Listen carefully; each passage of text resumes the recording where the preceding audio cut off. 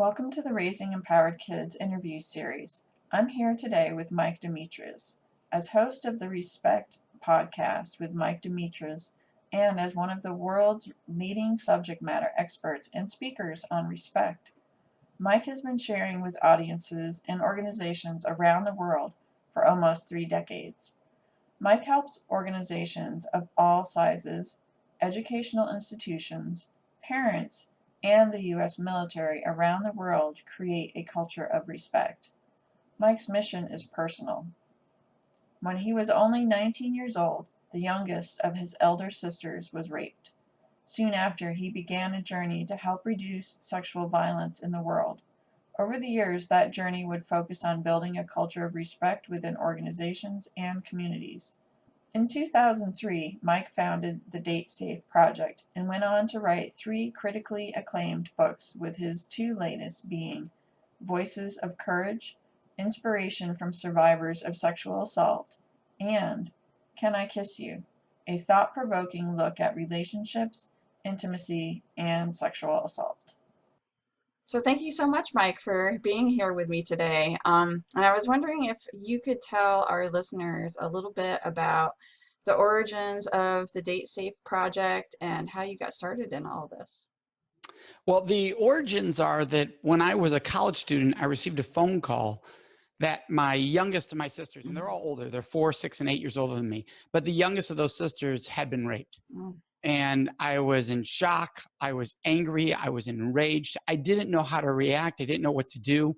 And that, over months of time of me trying to figure this out, led me to really having this drive. I wanted to do something, but I didn't really know what I could do. And then I heard a speaker when I was in college about it with that following year, and realized, hey, I could use my voice to try to do something. So that was 1990, 91, and I started speaking out in middle schools and high schools. And then in 2002, 2003, we founded the Date Safe Project, and we've been traveling the world working with middle schools, high schools, parents, a lot of universities throughout North America, and the U.S. military all over the world, really creating a culture of consent and respect. So we work with anything from companies and helping them build a culture of respect throughout their organization, to schools and helping kids make better choices based on respect. Respect for themselves, respect for their partners. I love that. And, these conversations are so important to be having these days because, we've had, over the years, like a lot of conversation come up about, consent and, the issues that are going on in our universities. And what we don't talk about as much is that these same problems are happening in the high schools too. Around the culture, like with alcohol, binge drinking, hookups, date rape, all these types of things. So I'm so grateful that you're out there, being a voice, and helping to, have these important conversations. Well, thank you. We love doing the work. Obviously, we wish there was no reason for the work. That would be the ideal situation. Absolutely. But there is. Absolutely. And so as long as there is a need for the work, we want to make sure that we're out there giving people the skills, and that's really critical here, the skills to be able to make better choices in those situations.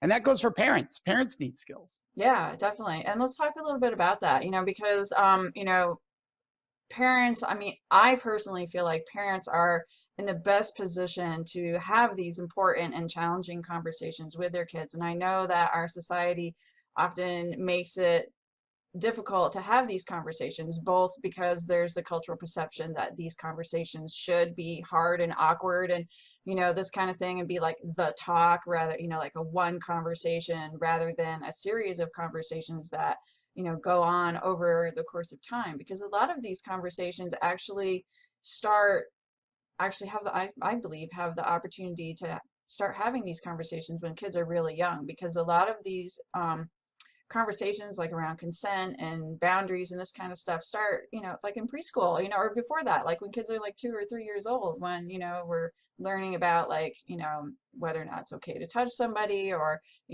like getting permission or sharing, and like all these different things. So could you talk a little bit about like, what parents can do to help create a situation where, these conversations about consent, can be had more easily, like in the years leading up to like the dating, and then how they can evolve into like that whole dating. Like, I feel like it's like an onion. It's like we start when they're little kids and you can like talk about this, it's like, oh, you don't hit your sister, kind of thing. And then like as they get older, you can like layer in these additional layers of complexity. So And that's just it. There's so many layers here. The earlier, the better, because then you build the foundation versus trying to just jam everything in when they're 11, 12, 13, 14, 15.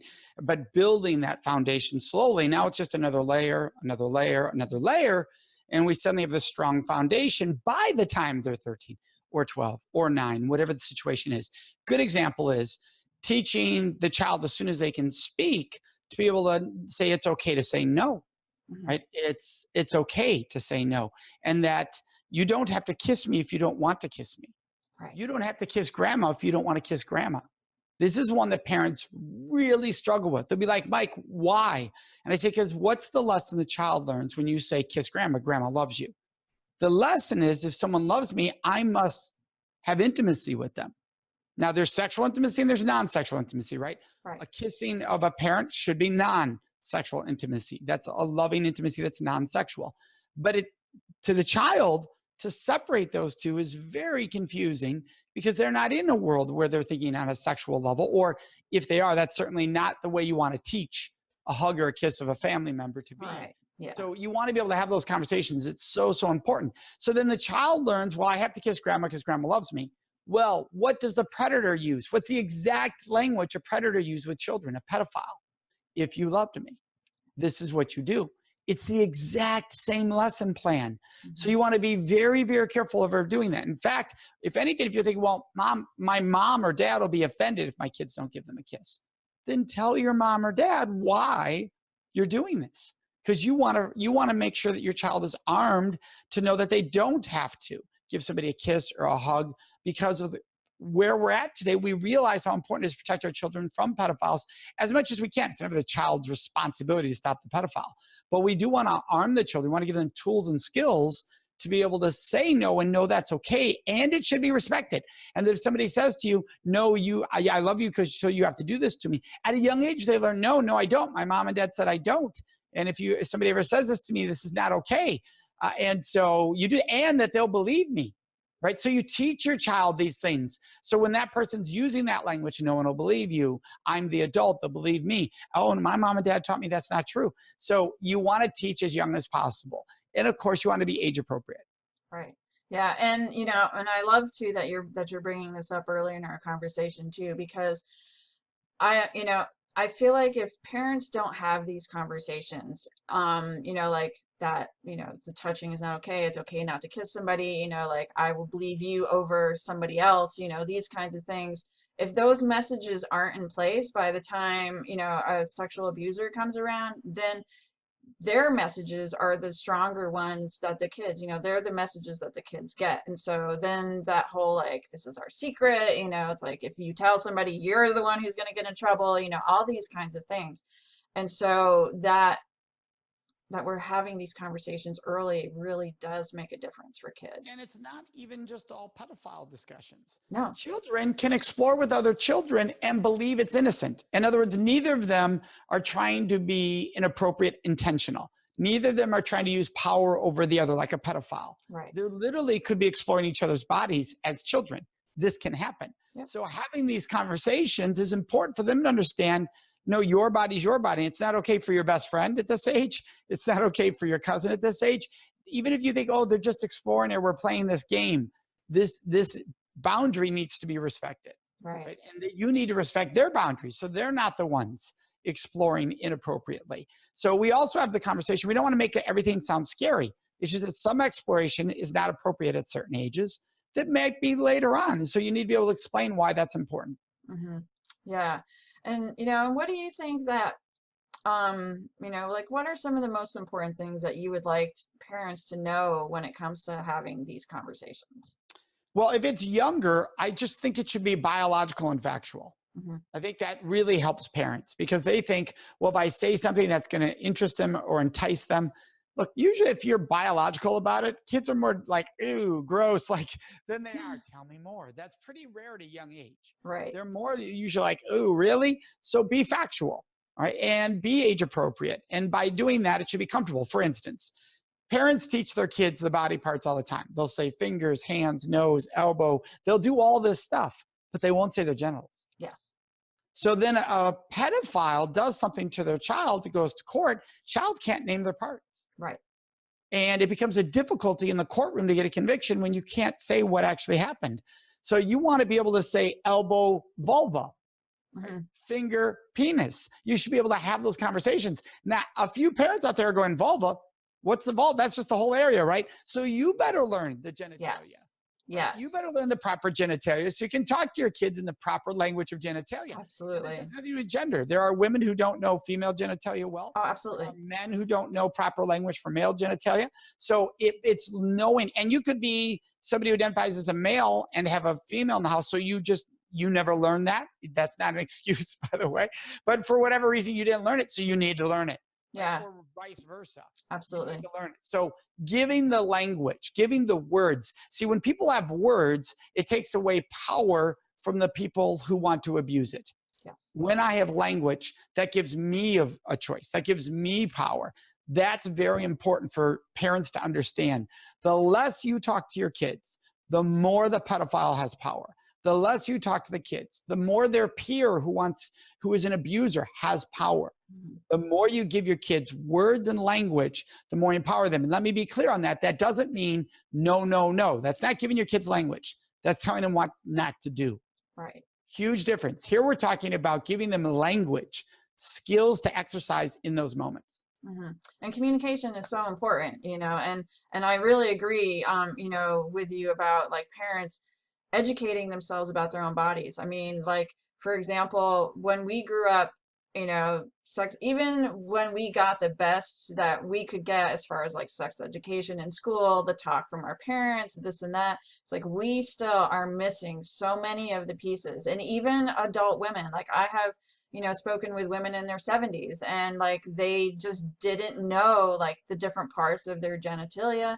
And like, I mean, they would be so upset, it's like, I'm 70 years old and I never knew any of this stuff about my body. And it's just like, it's sad, and especially it is sad because it's a natural, right? Your body is natural and it's a wonderful thing. It is. It's amazing. Shame it. And the more we shame it, what also happens is as they get older and if they feel shame about their body, now they're less likely to exercise their own voice in sexual activity. Yeah. They're less likely to say what they want or don't want because to talk about my body feels shameful. And therefore, I'm not going to talk. I'll just, whatever my partner does, that's what we'll do. Right. And there's a lot of that in the sexual world as adults. Absolutely. People didn't gain their sexual voice, or somehow I'm going to have a negative reputation as a married person. I mean, in my mind, I'm going to think the language you'll hear is that's slutty. Right. For me to say to my partner, I want you to do this to me, that's being a freak or being slutty. No, that's exercising your voice is what that is. Yeah. But we have these messages that are so messed up. They start as childhood and then they show up as adults even stronger and stronger because they've had more time to create a foundation. Right. So we want a different foundation there.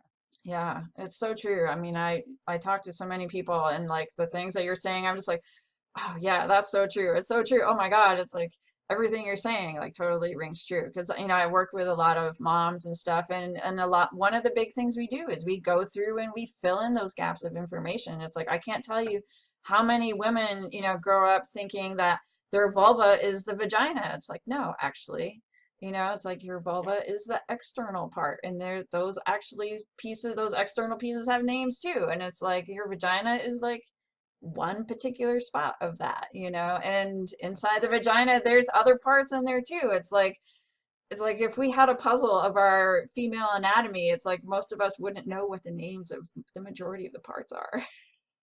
Yeah, and that or where they go.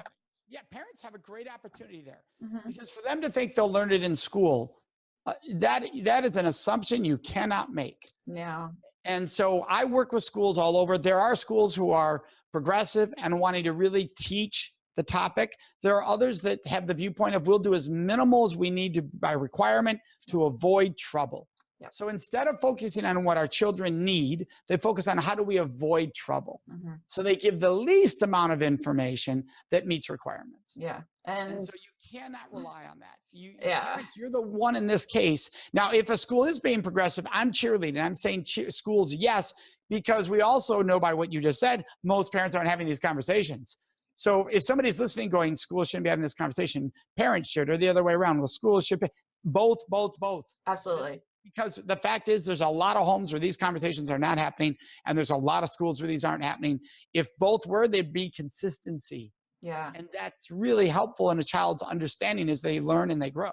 Yeah. And what's really interesting too is, like, for example, I live in Arizona, which is a conservative state. It's like our laws, we don't, like medically accurate sex education is not required. You can't say anything positive about, gay, lesbian, transgender, any of that stuff. You just cannot say anything positive about it. And it's just like, really?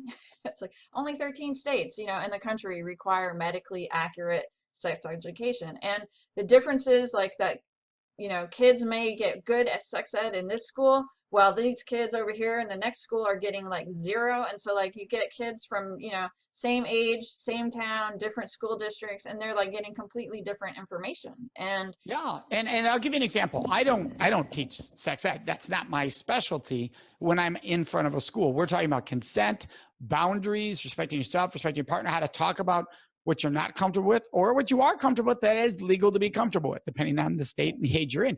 Those are conversations that we are having. And yet people will still be afraid to say, well, geez, if you talk about that, they're all going to want to do it. They actually want to believe that middle schoolers and high schoolers have no such thoughts in their minds, that as long as we don't talk about it, they won't have these feelings or thoughts. And they won't be going on their smartphone and looking at porn to figure out how to kiss somebody. Like, are you forgetting it's right on their phone? Yeah. Their friend's phone. Well, my kid's not thinking that way. It doesn't mean their best friend's not showing it to them. Yeah, that's really true. Naive. So, and then you think, all right, so you're not going to talk to them at all. Their friends in the internet are. When you do want to talk to them, why would they listen to you? Yeah, really. You ignored the conversation for all these years. Now you want to care. And that's what teenagers do. They'll look at the parents like, now you want to have this conversation? I know more than you could even imagine I know. And kids talk that way. And parents are like, no, you don't know more than I do. And they're like, well, how do I? You haven't cared before about this. So it's a battle now. Yeah. It shouldn't be a battle. It should be you're a resource for them. Right. And why wouldn't you want to teach kids their rights? So they have the right to say yes, right? They have the right to say no. When you're of legal age, you have the right to say yes to a kiss, right? But you also have the right to say no. And there's nothing wrong with that. Instead, what happens is no one talks. Kids feel guilty. So they think, well, I don't want to hurt my partner's feelings, so I won't say no, even though I don't want to do this. Right. Or they've said yes once and then don't really want to, and they keep saying yes. Yeah, well, because you're right. Once. And parents taught that. Parents said, well, once you give it up, you can never take it back. Parents teach lessons like that. Yeah. Which then implies that once you've done something, well, you're ruined. You're a used up piece of chewing gum now. Yep. And all standards are gone. Yeah. Versus saying every situation is unique to itself. Yes. And that if you're not happy with the decision you just made, it's okay to know I have the right not to make that decision going forward. Yeah. And you can start. I made it there, so now I have to make it all the time. Or my partner's going to expect it all the time. Maybe they will, and you're going to let them know, well, whatever you expect, it ain't happening. Right. Because just because I did that once doesn't mean I'm ever going to do it again. You give them the skill sets to understand this. You also understand as a parent, how well did you listen to your parents on these topics? Right. If your parents even talk to you about these topics. Mm-hmm. So I'll give you a classic example. Abstinence loves to be taught in this country. And I'm not saying it's a bad thing to be taught because it can be a wonderful option. It can be a great option. Mm-hmm. If you focus on when you say, hey, we're only going to talk about abstinence, that's all and I get to speak in schools that teach only abstinence, and I get to speak in schools that are comprehensive sex ed. I speak in all of them. The only danger in there is that if a parent says, I'm never going to talk to my kids about anything but abstinence, you're no longer their resource because they're going to look for that other information somewhere else. So you do want to be able to say, hey, if you believe in abstinence, you want to be able to say, hey, we do hope you wait. We believe in abstinence. We also know you're your own person and you're going to make decisions that could be different than ours, especially as you become an adult. Mm-hmm. And so here's what we hope and here's why. We know you're your own person. So know that even if you don't follow this path that we hope, we're still going to be here for you. We're not going to treat you less than.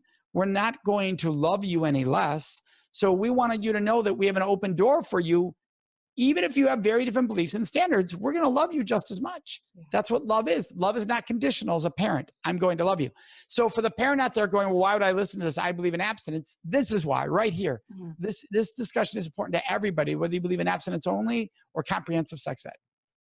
Yeah, and that, and this brings two things to mind. One is that by not, by saying that abstinence is the only option, kids may not know how to protect themselves from STDs when they do decide to have kids. So they may not know about condoms or how to protect themselves from pregnancy STDs.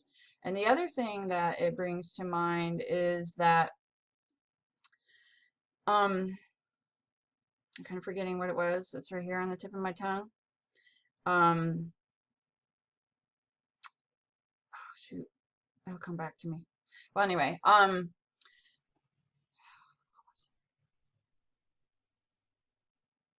it'll come back. But yeah, so basically by not having these conversations, I mean, I think we're really doing a disservice to our kids. Oh, and that's the other thing, is when we let schools be the only teacher for sex ed, it's like you don't get the opportunity to wrap the messages that you want to deliver in your own values. So whether that is, that you prefer that the kid waits until they get married to have sex, I mean, that's a value. Schools cannot teach values. And so they have to just, if they're going to give you information, they have to pretty much keep it to, fact-based, assuming that they're, well, that does depend on the school. yeah, so I'm assuming that's the great assault. Yes. In the school. Here's something Yes. really important for people to consider who are teaching abstinence only. And like I said, I'm not somebody saying that that's wrongful of you to do. As long as, what are you incorporating in your abstinence only education? That's the important part here. Here's what we know. We know that the more skills kids have around sexual decision making, the more likely they are to abstain. Mm-hmm. So if you believe in abstinence only, you want to give your kids as much information and skills for how to make those decisions as possible. Here's why. Kids are like adults. Most of us want to do the right thing. Yeah, we want to do the right thing. So if you give me a skill set that better enables me to have a voice to say, I'm not comfortable with this, I don't want to do this, and not feel guilty about it, not feel shame in it, I'm more likely to be able to abstain because I feel comfortable with my choice to abstain. Right. So therefore, I'm more empowered. When we talk to high schoolers about asking first, and we say, look, if alcohol could not be used to create these situations, if your partner had to ask you first, right, those two pieces had to be there, and you had to enthusiastically say yes, you want it to happen. You didn't say yes out of guilt or persuasion, but you enthusiastically, would the level of sexual activity in high schools go down drastically or up drastically? And students like, there's no question, it would go down drastically. The alcohol being removed alone would have a huge impact, but the having to ask, like if I had to ask you and I'm not comfortable asking you, then it doesn't happen. And if I'm not comfortable asking you, that means we shouldn't be doing this in the first place. Right. Therefore, abstinence soars. It goes way, way up. Yes. Right. And so that's an important discussion. Yeah, absolutely. And it's amazing, it's like when you give kids the information and what you said, kids generally do want to do the right thing and want to make their parents proud. I mean, there's a lot to be said for that. And when you give kids the tools and the information to make the right choices, most of the time they are going to do that. So how can we how can we make it easier for kids to have these conversations, whether it's amongst themselves or between, parent and child kind of thing? Like, what can we do to make these conversations less awkward, a little easier to have? Yeah, the key is to create a non-judgmental culture and environment for the kids. That's what's so important here. And most of us already have failed at it as parents. I failed at it at times as a parent, the non-judgmental, because you were never given a guidebook. And this discussion of non-judgmental atmosphere is not something most of us are raised to create as parents. We weren't taught it. So suddenly later in life, we're learning it and going, oh my gosh, I wish I'd done that 12 years ago. My kid's 15 now. And because of the way I reacted to some things in the past, it felt judgmental to them. Now they fear my judgment on everything. Right. And I wish I had learned it. And that's me. I wish I'd learned it way sooner than I did. It would have been such more beneficial to that relationship. Because when you can be non-judgmental, then the child realizes this is going to be their choices in these moments when you're not there. Because that's the fact. When you're not there, the choice will always be theirs because it can't be yours. Yep. Right. And we know your kids will not always make the same choice as you. If they did, parenting would be the easiest job in the world. I just have to tell you what you're going to do. You always do it. You know that's not how life works. Right. Yeah. Right? And so if some parent out there is going, well, I have this one child that does everything, I say, that you know of, Yeah. or as of today they do, that can change overnight. And if Yes. you can't, you just haven't had enough children.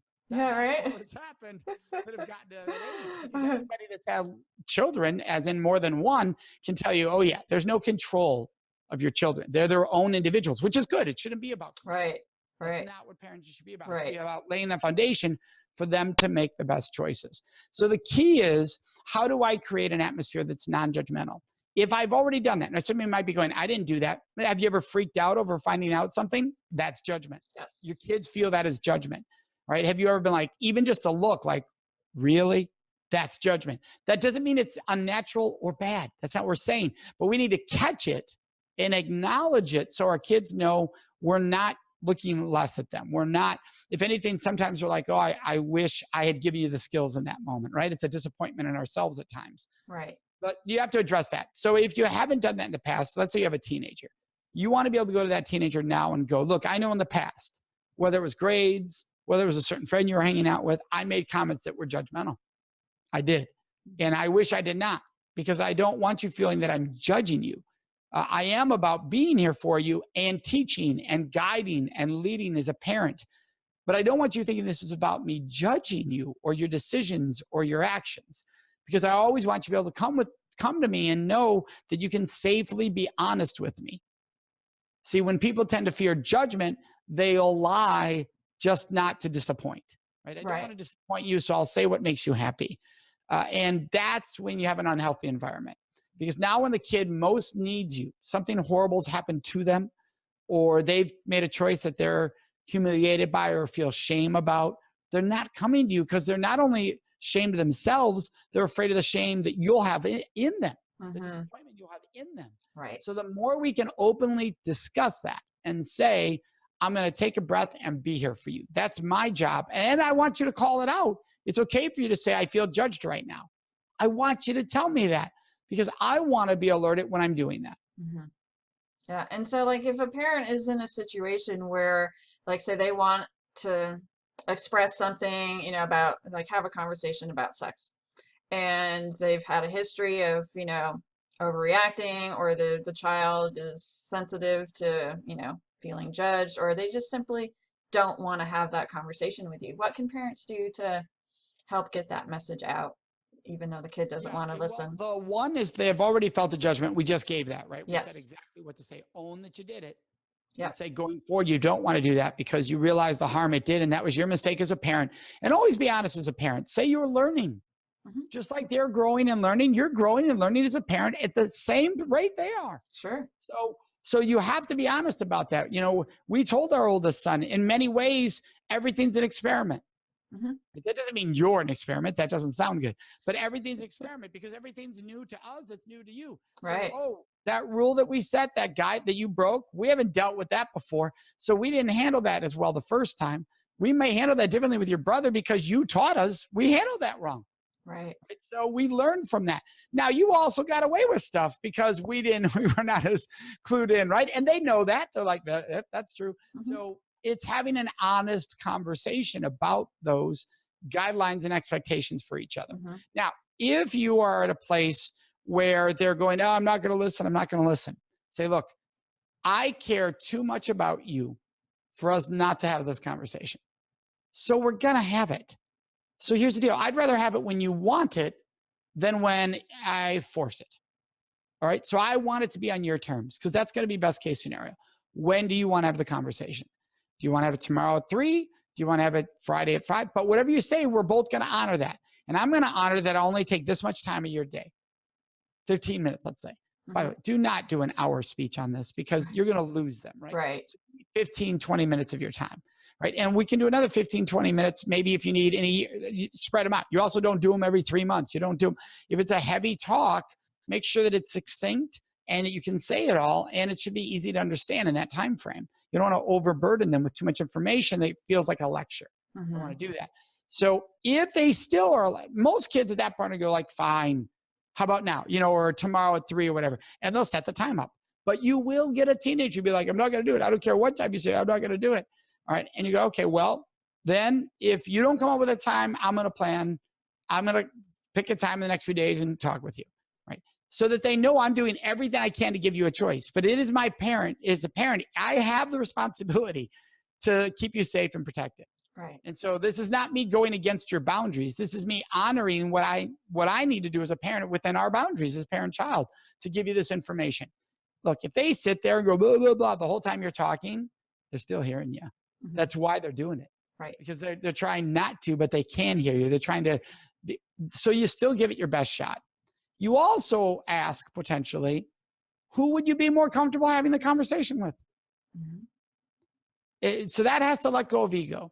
And what I mean by that is if one spouse they're more comfortable talking with, it's okay that they have the conversation with that spouse, with that partner, right? In that case, if they're more comfortable with Aunt Janet or Uncle Tom, let them have the conversation. At least they're having it and learning. Yes. Now, what you could do is team up with Uncle Tom or Aunt Janet and say, here's what I would really love them to learn. Can you bring that up? And by the way, while you're doing it, say your mom and dad really wanted you to know this. Because now we're all on the same page. Right. It doesn't sound like Aunt Janet's saying this and mom and dad are saying this, or Aunt Janet's cool. No, we're all on the same page. But letting the ego go, and that can be tough, letting the ego go, because it's like, well, I want to be part of the process. Well, you can be by saying we both feel this way. But if they're going to totally shut down because that person's there, if it's about the education, we have to let the ego go so the education take place. Right. Mm-hmm. That's a good point. Mm-hmm. So how about like when kids are in school, like for example, like I had an experience in 7th grade where a boy was like touching me and chasing me around like the classroom when the teacher was out of the room and this kind of stuff. And basically it's like a case of like unwanted touching, being harassed, that kind of thing. What can kids do when they're faced with like this kind of situation, like unwanted touching, or, classmates are doing things that you'd rather that they didn't do? Well, this is why having a voice is so important. Teaching the child that their boundaries are their boundaries. No one has the right to touch their body without their agreement that they want that to occur. And until they're a certain age, they can't agree to that. Then they need to know that. Every state's different, so I can't give you the age here. It can literally vary from like 13 to 18. Right. So it really varies. So you need to know your state age of consent laws so that parents can have that conversation of when it's legally able to. Now, you might think, well, I'm not telling my kid if it's 14 in my state. They're 14. You just said I'm not going to tell my kid their legal rights. Right. That's a problem because something could happen and they need to know their legal rights. That's incredibly important. So you want to be able to teach your kids, if somebody touches you, it's perfectly okay for you to yell, no, do not touch me again, right? You do not have the right to touch me. Stop touching me, right? It's perfectly okay. In fact, it's healthy to do that. It's great to let your kids know, here's your school's policy if somebody touches you and they shouldn't be touching you. Your school says, go to the teacher. By the way, find out what the school policy is. Right. Go to the teacher. Tell the teacher. Now, being known that the kid's going to say you're a narc or you're a tattletale or whatever, because they just don't want to get in trouble. That's not because you did anything wrong. And they're going to try to turn other people against you because they don't want to get in trouble. But the fact is, you deserve to have your body respected. And so know that that's them trying to use power against you, and that's never okay. Right. And so you teach them all the possibilities that could happen in that moment. Because if you just say no to the kid, and the kid goes, oh, what, you're going to go tell on me? And the kid just shuts down and never wants to talk to anyone. And you can't blame the kid for that. But if we had given them tools, they might have been more likely to go, oh, I expected you to say that. Right. In their head, even if they don't say it out loud, I expected you to say that. I'm still going to go to the teacher. They might not say that out loud, but they might in their head and still go to the teacher. Right. The more skills we give, the better. So for parents, know school policy and tell your children what it is, and that they always have the right to say no, that they have the right to declare their boundaries. Yeah. And so, and along those lines too, like let's take a dating situation where, one of the people involved has said, no, I don't want to, continue you know, in the direction that this is going, which will probably lead to sex or whatever. And the person like keeps kissing on them and, you know, this kind of stuff. And finally they're just like, all right, fine, whatever, just get it over with, and that kind of thing. Like, how can, you know, how can we, you know, teach our kids that no means no and how to deal with the rejection that comes with that? Yeah, here's the key. Do not focus on the phrase no means no with kids or Yeah. adults. Right. It's actually a harmful statement. Now, some people are going, what do you mean no means no is harmful? Mike, you work in this is all I work on. This is relationship and intimacy is really where I work. Yes. More so than young children. I work with relationship and intimacy. And they go, how could you say that? Because here's why. When you stress no means no, it puts the responsibility on the person that the crime is being done to stop it. Yes. It does not put it on the person who's actually initiating the sexual activity, who it should be on the responsibility of. If I'm going to touch you, I'm responsible to know you want this and you mutually want it. That's on me. So instead of parents saying no means no, a couple changes. One, you say, did you ask? See, now that puts it on the person who's doing the touching. Right. Hey, before you ever touch someone sexually, know that they deserve to have a choice. Therefore, you ask them, may I kiss you? Would you love to kiss right now? You ask them so they can say yes. And by the way, if they're not comfortable saying yes, then they're not that comfortable kissing you. Right. And that's really good to know. You avoid, imagine if you just went in, they didn't want to kiss you, you start kissing them. That is an awful situation. It can be awkward. It can be horrible. That you don't want that. If I ask, may I kiss you? And you're like, I'm not feeling it. Okay, glad I asked. That's literally all I have to do, respond to that. But if you're like, yes, and you're like, yes, well, this is awesome, right? Nobody's going to be like, can I kiss you? Yes. Well, that ruined it. We talked. I don't want to kiss anymore. Nobody's going to do that. Right. If they do that, if they do that, they're sexually immature, should not be in the situation in the first place. Yeah. Because they can't handle talking about. So the first thing parents have to do is teach their child their partner always deserves to have a choice, which means they always deserve to have a choice. So the moment someone kisses you or touches you without asking, you have the right to say, whoa, I really believe in asking first so that we both know we want what we're doing. I'll do the same for you. I'll say to you, would you want to kiss or what would you like to do? And so I'm going to ask you always do that for me. Teaching each other this, because a lot of problems out there is that people want to say, who's the good person, who's the bad person. And what we're forgetting to do is this is a teaching lesson.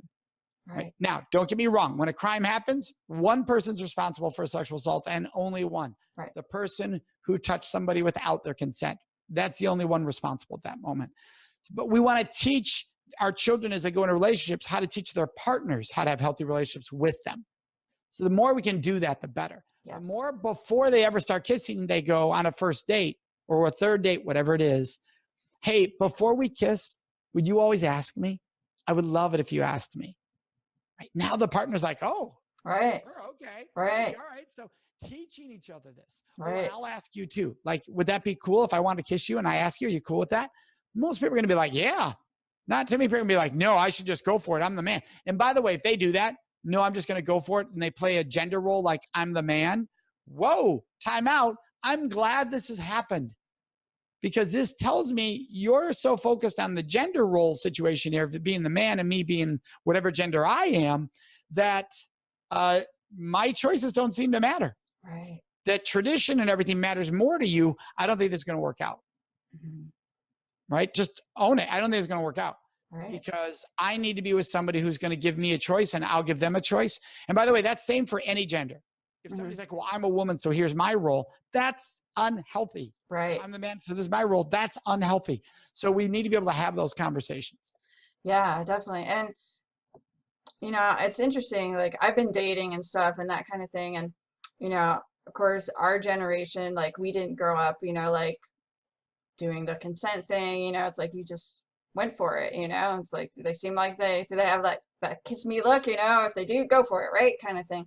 And it's interesting, you know, like I've had a few situations where people have like asked me to kiss or asked me to go the next step, and I'm always like, oh, thank you so much, you know. And I had never thought about like setting the stage for that and like saying, as like I'm dating somebody, like, you know, would you, you know, ask me, you know, like when you're ready to go to the next base or whatever, when did you ask me to kiss me? Never thought about doing that. So it's really interesting because like the way that we were raised, the way that we're teaching our kids is like totally different from like the way that our parents raised us, you know, so like these are like new paradigms. And so like what you were saying earlier, it's like we don't always necessarily know what we're doing. Like when you're raising your first, you know, your oldest kid, it's like this is an experiment, and you know, it's like we're, you know, figuring this out as we go. And I really feel like, you know, as we're moving forward, you know, like a lot of these cultural problems have like come to the surface, and like the Me Too movement, you know, like the Lilly Ledbetter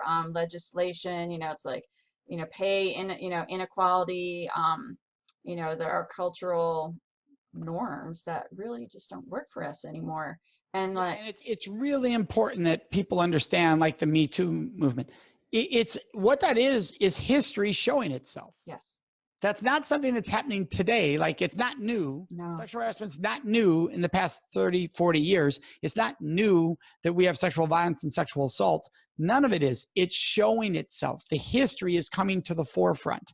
And we're being dealt with the reality of our cultural history. yes, And people want to fight against that because that means they could have done something wrong. So the self-defense mechanism is, this can't really be true, is it? Because that means that I'd have to look in the mirror if that's true. right, And so there's a self-defense mechanism. Instead of being defensive, think, wow, this has been ignored for this long, right? And parents will say, well, look, I mean, everything turned out okay in my situation and we didn't ask.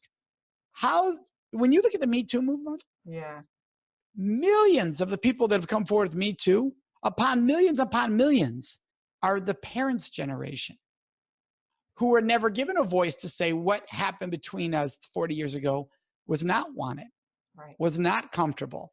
And now they're finally being able to exercise that voice because a safe space is being created to have that conversation. To think that I just made my move back in the day and nobody complained, therefore, why don't my kids do it the same way, means that you think just because somebody didn't complain that you did the right thing. Instead of understanding that most people don't complain because they're too afraid you can't handle it in order to hurt your feelings too much. So they stay quiet instead of actually telling you how awkward you made them feel, right, how uncomfortable you made them feel, how unwanted that was. right, We have this conversation with married couples and say, go home and ask your partner, what would you love for us to do? What do I do that you wish I didn't do sexually, intimately with you? And people are like, what? yeah. I bet those were interesting conversations. I bet there's a Right. lot of stuff that came out. I've been doing the same thing for 30 years. I thought they loved it. And I said to them, why didn't you tell me before? Because I didn't want to hurt your feelings. Right, Right? Because we teach people don't hurt people's feelings. So they silence themselves because they don't want to hurt someone's feelings. That's not their fault. They were taught those right. lessons. And then 30, 40 years later, they're still enduring things that they don't like. Yeah, I've had 50-year-old people tell me after they left my program, today was the first day I realized I deserve to have a choice. Right? They've been married 30 years and they thought it was their responsibility to do certain things versus no, it's my choice to do those things. So when you don't teach your children, teenagers, preteens, young adults, these lessons, the consequences are a lifetime of shame, guilt, not knowing they have the right to be able to have a voice. It's so harmful. Yeah, and you know, and you said earlier too, you know, like how people, you know, like our generation or whatever, you know, like, oh, well, look at me, I turned out okay in spite of blah blah blah, whatever happened, you know, this kind of stuff. Well, it's like, well, yeah, you're still okay, but look at all the people who are like addicted to this, addicted to that, you know, it's like, or who can't verbalize what they would like in the bedroom, you know, it's like things that we've silenced ourselves over. It's like, even though we're quote unquote okay, it's like, how different would we be? Like, would we be, you know, would it be easier for some of us to like communicate what we want, or like take those risks, or step up, or create the life we want, or, you know, like all these like things can have like consequences throughout our life. And even though we turned out okay, our lives might have been a lot different and more empowered, or, you know, better in different ways if we had the tools when we were kids to, you know, I don't know, I was going to say prevent some of these things from happening, but it's not necessarily our fault or our job to prevent. That's right. And we want Yeah. them to know it wasn't your job to stop it or prevent it. It was Yes. the other person's responsibility not to do it. Right. Right. Mm-hmm. And that comes into the alcohol piece. That comes into the clothing piece. Parents want to say to their kids, if you wear that, it's going to send the wrong message and bad things can happen. Kid hears, oh, I did wear that. I was sexually assaulted. This might be 3 months later. therefore the sexual assault's my fault. Yeah. And parents are like, no, I was just telling them I don't want them to send the wrong message. Well, you said the wrong message leads to this behavior. They put the two dots together, which is logical to do. Absolutely. And blame themselves. You didn't mean to do that, but that's the harm that was done. So then parents go, what? I can't tell them what to wear? No, here's what you say to them. Here's the standard we hope for you. Here's the expectation we have of you. In the end, you're going to make these choices because we're not going to be with you, right? Kids will go outside the house and change their clothes. Yep. Right? That would disappoint us because we really hope you live by the standard. But know this, know that if you ever don't live by a standard we set, or even your own standard, like you're disappointed in a choice you made based on your own standards, that even if that happens, no one has the right to do harm to you ever. So if you drink more than you wish you had drank, that doesn't mean somebody has the right to do something awful to you. If you wore something that you look back and go, I wasn't really comfortable wearing that. I felt peer pressure to wear that. I wore it. And then this bad thing happened. It's not because you wore that bad thing happens, because somebody did an awful thing to you while you were wearing that. Mm-hmm. Right. And so that's important to know. They never have the right to do harm to you, even if you go against your own core values or our family values. So that's important for every parent to stress. Yes, definitely. So how can we raise kids who are not doing these things, like who aren't taking advantage of people who drink too much, or, you know, we have a segment of our society that is like doing things that always have been. Yes, absolutely. Right? This isn't new. So yes. We have to teach them the beauty and the wonder of healthy intimacy. Mm-hmm. Because healthy intimacy, truly wonderful intimacy, is mutuality. Yes. It's mutual. It's about all partners experiencing a wonderful experience. Well, for that to be the case, you wouldn't want alcohol involved. You would never want to use alcohol because that implies they don't want to do this. So you're giving them alcohol to do something they don't want to do, which means this isn't mutual at all. Right. So it's about mutuality. If you teach sexual intimacy as mutuality, it's all about mutuality. Then you're going to care as much about your partner as yourself. It's going to be mutual. It's not going to be I matter more than you or you matter more than me. It's a mutual experience. And that is critical to teaching healthy sexuality. Yeah, absolutely. So what other skills can parents teach their kids that will help keep them safe, help them create, these mutually beneficial, agreeable relationships to create healthy intimacy? Yeah, absolutely. I would say the other one that we haven't discussed today, and there's so many. I mean, our DVD is 2.5 hours of this conversation for parents, our Help My Teen is Dating DVD. So we're just getting a little piece of the pie today of the iceberg. But one that's critical is building their self-esteem. Mm-hmm. When it comes to their having a voice. So maybe they won't feel great about their body, because there's days that almost every human being doesn't feel good about their body. There are days where that happens. I'm not saying every day that happens, but very few people every day love their body, right? There are some, that's awesome, but most struggle with it. So you want to be able to teach your kid, whether you love your body or not, your voice, you have a right to have a voice, right? And you have a right to know, to be able to look in the mirror and go, my body is a gift. Maybe I'm not thrilled with the gift right now, but it is a gift. It deserves to be treated like a gift, right? And by the way, if I unwrap it once, it's still just as valuable of a gift, right? That conversation of it's not that chewed gum as you used earlier. Right? Yes. And that's so important for me to understand. Anybody I date should be a 10 on a 1 to 10 scale. Mm-hmm. And because I'm a 10. Absolutely. That's the key. Yes. Most parents, if you really are honest with their kids and say, what do you rank yourself on a scale of 1 to 10? Kids score themselves 3 to 7. 3 to 7. You say, who do you want to date? And they overwhelmingly say a 10. Who owns that relationship? The 10. Obviously, the 10 owns it, because the 3 to 7 will do whatever they have to do to stay with the 10, because the 10 is better than them. Right. They don't want to lose a person who's better than them. So they'll do whatever it takes. So you want to help them raise their self-esteem in a true, sincere way, not just to say you're great because you're great. Like, have a real sincere conversation about their strengths and what makes them special.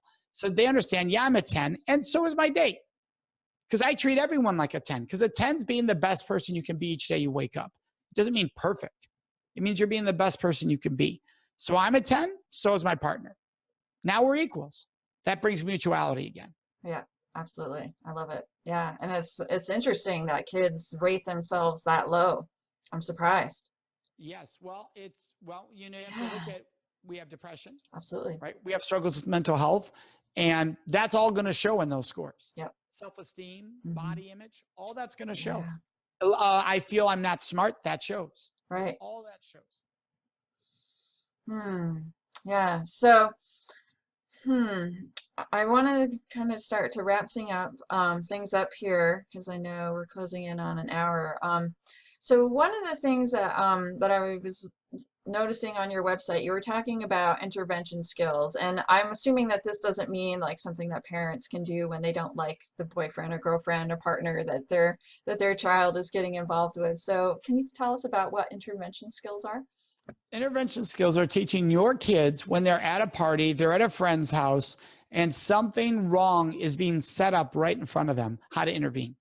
Okay. The most common example of this in middle schools and high schools is the use of alcohol or drugs at parties. Yep. Now, some parents are listening to this going, my middle school kid would not be at a party with alcohol. You don't know. In other words, they could have gone to that person's house, hanging out with friends, and one of them brought alcohol. You would not suspect would ever bring alcohol. And they did. Right. They did. So it's there. And an inappropriate situation that you could intervene, it could be anything from pressuring someone to drink to somebody getting someone intoxicated so they can do something sexual with them in another room. Mhm. And be able to intervene in that. And people will tell you, high school parties, that's a common scene. Oh, absolutely. Bar scenes, that's a common scene. So these are common scenes. So you have to give them a skill set of how do I intervene? So we teach them, go get friends, team up, and check in on the person who's intoxicated and say, we're going to make sure you have a safe ride home. And intervene on the situation so that person cannot take them back to that room. Yep. Yeah, so important for friends to watch out for friends. Yes. Mm-hmm. Yeah, because especially, it's easy to drink too much, or somebody could slip something into your drink. I mean, anything could happen in those kinds of situations. So it's really, I think, having kind of that buddy system and watching out for each other is really important. And, and we didn't mention too, but this is definitely happening in the colleges too, in the college campus. My goodness. Yes. Yeah, It's like happening at all everywhere. ages. Yeah, All absolutely. ages. Mm-hmm. Yep. Yeah, and even the date rape situations, we talk about it for high school and college, but it happens to adults too, It absolutely does. In fact, Yeah. we don't even say date rape anymore because it gives an implication that Right. it was a date. Right. It rarely was a date. Right. Honestly. Acquaintance. Yeah. The bar acquaintance scene, Yeah. the club acquaintance scene, a party acquaintance scene, much more likely that. And then what people do is they think, well, a date rape's not as serious as a stranger rape. Which is really, really not fair to survivors at all. But people do that. They go, well, that was a date rape. What? As Right. if because they knew the person or Makes they it wanted to do okay, something yeah. with them, but not go that far. It wasn't as serious. It wasn't as traumatic or degrading. No. So all we do is say rape or sexual assault. We don't categorize because then people will judge by category. Right. We want to avoid that. Good point. Okay, cool. And do these conversations vary? Is there a conversation for girls and a conversation for boys, or is it pretty much the whole? The biggest mistake people can make is gender separating conversation by how you talk about it by gender. Now, what I mean by that is teaching their daughter how to respect herself, but not teaching their son. Right. Teaching their son how to ask for what he wants sexually, but not teaching their daughter. Mhm. That's messed up. You want to teach them to be good human beings. If you get caught up in, I want my son to be a good man and my daughter to be a good woman, now they're stuck in gender roles that they might not fit at all. They might be like, I'm not, you want the woman to be passive. I'm not, I'm assertive. Sorry. Or you want the guy to be assertive. I'm not, I'm a little more passive. So don't stick me in these spots. Let me be a good person. Right. Focus on raising a good person. Yes. I love it. Thank you. Anything else that you would like to share with our viewers? Well, I would just reinforce it if anybody does have questions or we have free videos on our website, on our YouTube channel that help with how to talk with teens on some of these issues.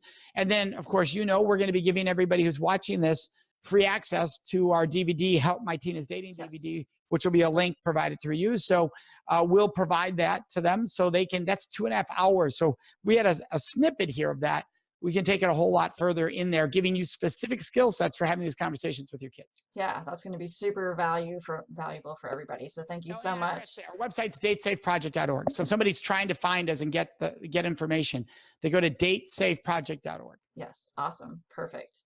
And do you have like Facebook groups and that kind of thing, or like online presence? Everything's available at DateSafe. So if you Perfect. go to datesafeproject.org, you'll find our Facebook, you'll find our YouTube, you'll find all that. youtube.com/datesafeproject. Nice. Perfect. facebooks.com/datesafe. So it's all, and I have a podcast that parents tell us they love listening to. It's called the Respect Podcast. Mm-hmm. And it's everything from parenting to military to schools to corporations and living with respect. Yes. And that's every week. It launches every week on Wednesday, the Respect Nice. Podcast.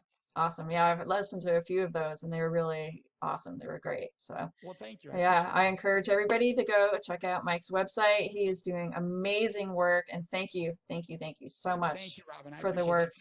Yeah, it's been my pleasure. Thank you so much. I want to thank you for joining me today. And unfortunately, Laurel had to reschedule her interview again. So that's planned for some time next week. So we'll see if that happens. And if it does, awesome. I'm totally psyched because I've been wanting to interview her for quite a while.